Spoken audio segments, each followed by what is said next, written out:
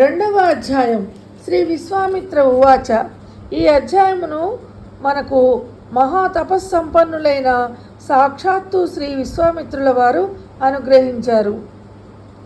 ఓ కలియుగవాసులారా, శ్రీనివాసుని ప్రియభక్తులారా, మీరు ఆచరిస్తున్న శ్రీ వెంకటేశ్వర వ్రతకల్పము అతి పవిత్రమైనది, మహామహిమాన్వితమైనది.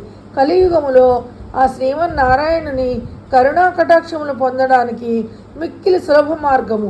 పూర్వకాలమున అనేక మంది శ్రీవారి భక్తులు ఈ వ్రతం ఆచరించి తమ తమ అభీష్ట సిద్ధి పొంది ఉన్నారు. ఇంత సులభతరమైన వ్రతకల్పము మనకు అనుగ్రహించిన శ్రీ వెంకటేశ్వర స్వామి వారికి ముందుగా మనందరం నమస్కరించవలను. పూర్వకాలమున మగధ సామ్రాజ్యములో విష్ణుచిత్తుడనే శ్రీవారి ప్రియభక్తుడు ఉండేవాడు. అతనికి 9 మంది స్త్రీ సంతానం కలిగిరి. ఎంతో పాండిత్యం కలిగిన మిక్కిలి పేదరికంతో బాధపడుతూ ఉండేవాడు. విష్ణుచిత్తుని భార్య తారామతి ఎల్లప్పుడూ శ్రీమన్నారాయణనే ప్రార్థిస్తూ ఉండేది. అప్పుడప్పుడు వివాహాది శుభకార్యాల పౌరోహిత్య కార్యక్రమాల్లో దక్షిణగా వచ్చే కొద్ది సొమ్ముతో ఎంతో కష్టాలు పడుతూ కాపురం సాగిస్తున్నారు ఆ దంపతులు. కుమార్తెలకు ఉక్త వయసు సమీపించింది. తారామతికి ఎప్పుడూ వీళ్ళ వివాహం గురించి ఎట్లా జరిపించాలి అని బాధగా ఉండేది. ఆ శ్రీనివాసుని ప్రార్థిస్తూ కాలం గడుపుతూ ఉండేది. ఓ శ్రీనివాస భక్తులారా, ఆశ్రిత జన రక్షకుడైన శ్రీ వెంకటేశ్వర స్వామి వారికి తన భక్తులన్న అపార ప్రేమ అని మనందరికీ తెలుసు కదా. ఆనాడు మాఘ పౌర్ణమి. ఉదయాన్నే ఒక వృద్ధ బ్రాహ్మణుడు విష్ణుచిత్తుని ఇంటి తలుపు తట్టాడు. అయ్యా, నేను వంగదేశపు నివాసిని. ఒక యజ్ఞం నిమిత్తం వెళుతూ దారి మధ్యలో ఈ దేశం వచ్చాను. దయచేసి ఒక్కరోజు మీ ఇంట్లో ఉండనిస్తే తిరిగి రేపు ఉదయం వెళ్ళిపోతాను అని విష్ణుచిత్తుని అర్థించాడు. అందులోకి విష్ణుచిత్తులు, స్వామి, అంతకు మించిన అదృష్టం ఏమున్నది?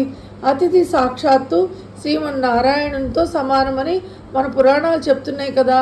తమరు ఎటువంటి సంకోచం లేకుండా మా ఇంట్లో తప్పక ఉండొచ్చు అని ఆ ముసలి బ్రాహ్మణ్ణి లోనికి తీసుకొచ్చి సపర్యలు చేశారు. ఆ రోజు మధ్యాహ్నం భోజనానంతరం ఆ వృద్ధ బ్రాహ్మణుడు తారామతితో ఇలా అన్నాడు. ఏమమ్మా దిగులుగా ఉన్నావు? ఏమిటి నీ బాధ? ఏమీ సంకోచించకుండా చెప్పు అన్నాడు.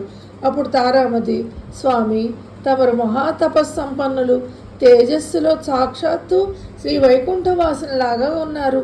మీ వద్ద దాచేదేముంది? నా మనోవ్యధంతా నా పుత్రికల వివాహం గురించే అని విన్నవించుకుంది. అంతటా విప్రోత్తముడు చిరునవ్వు నవ్వి, తల్లి, నీ బాధ నేను గ్రహించాను. నీ కష్టాలన్నీ తొలగిపోయి నీ కుమార్తెలకు శుభప్రదంగా వివాహం జరుగుటకు ఒక అద్భుత వ్రతం నీకు చెప్తాను. ఆ వ్రతం ఆచరించిన మీ కష్టాలన్నీ పటాపంచలైపోతాయి. శ్రీ వెంకటేశ్వర వ్రతమును ఈ వ్రతం మిక్కిలి సులభతరము అని చెప్పి ఆ వ్రత విధానం అంతా దంపతులకు చెప్పారు. అంతటి విష్ణుచిత్తుడు, స్వామి, మహా సంతోషం. ఇంతకు మించి మహాభాగ్యం ఏముంటుంది? ఎన్నో రోజులు ఎందుకు, శుభస్య శీఘ్రం అన్నారు కదా మన పెద్దలు. ఈరోజు మాఘ పౌర్ణమి, ఎంతో శుభదినం. ఈరోజే తమరు సెలవిచ్చిన శ్రీ వెంకటేశ్వర వ్రతం ఆచరిస్తాము అని విష్ణుచిత్తుల వారు, తారామతి ఇద్దరు కూడా తమ కుమార్తెలతో కలిసి ఆ రోజు సాయంకాలం బంధుమిత్రులను పిలుచుకొని శ్రీ వెంకటేశ్వర వ్రతం అత్యంత భక్తి శ్రద్ధలతో ఆచరించారు. వచ్చిన భక్తులందరూ వ్రతం పూర్తయిన పిమ్మట తీర్థప్రసాదాలు స్వీకరించి తమ తమ గృహాలకు వెళ్ళిపోయారు. అప్పుడు విష్ణుచిత్తుల వారు భార్యా సమేతముగా బ్రాహ్మణోత్తముని పాద నమస్కారం చేసి తమ దంపతులను ఆశీర్వదించవలసిందిగా వేడుకున్నారు.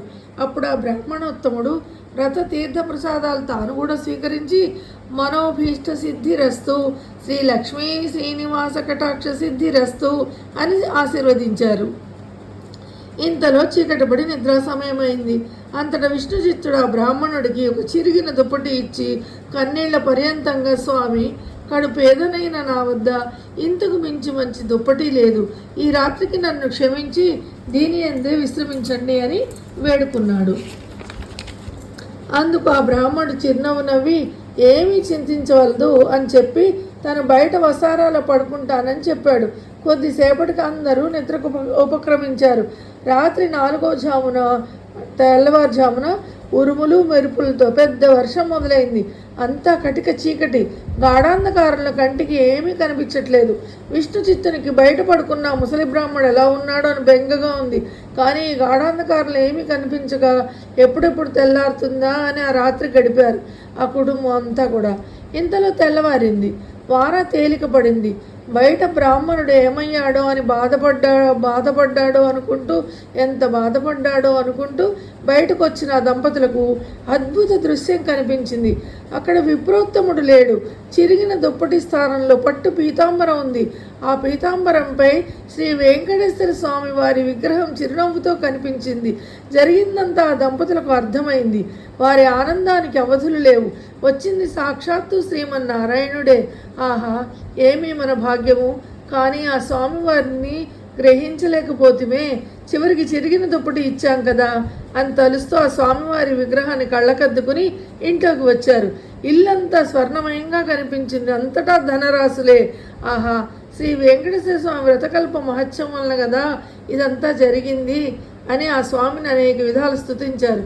చూశారా, సాక్షాత్తు శ్రీ స్వామివారే ఆ భక్తుని ఇంటికి అతిథి రూపంలో వచ్చి వ్రత విధానం చెప్పడమే కాకుండా తీర్థ ప్రసాదాలు కూడా తానే స్వయంగా స్వీకరించారు. శ్రీ స్వామివారు అంతటి కరుణామయులు. ఎవరైతే భక్తి శ్రద్ధలతో ఈ వ్రతం ఆచరిస్తారో వారింటికి తానే స్వయంగా ఏదో రూపంలో తప్పక వస్తారు. మీరందరూ కూడా ఈ వ్రతాన్ని ఆచరించి స్వామి కరుణా కటాక్షాలు పొందండి. శ్రీ లక్ష్మీ శ్రీనివాస కటాక్ష సిద్ధిరస్తు అని విశ్వామిత్రుల వారు సెలవిచ్చారు.